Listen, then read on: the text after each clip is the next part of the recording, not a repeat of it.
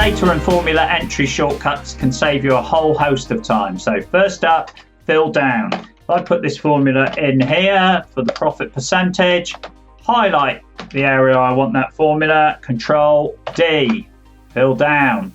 Excellent. Right, even better perhaps, flash fill. So say I want first name in this column, all I need to do is type in the first name there, Alicia, and then Control E, and it will recognize whatever pattern it thinks it's recognized, fill all the way down the column. Isn't that great? Bulk entry then. So I want to put a formula in here, but first I know it's all going to go down through there. So then I type equals, then put the formula length there, and Control Enter, and in it goes across the entire range. Right, fill across.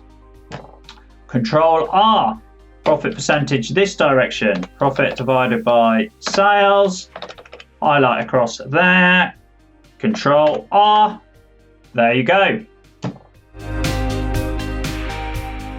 I've pulled together this one-page cheat sheet of all the everyday essential Excel shortcuts. I'm giving this away today completely free. Just click on the link and I'll send you this straight away. Don't waste any more time in Excel. Get this free cheat sheet right now. Click the link.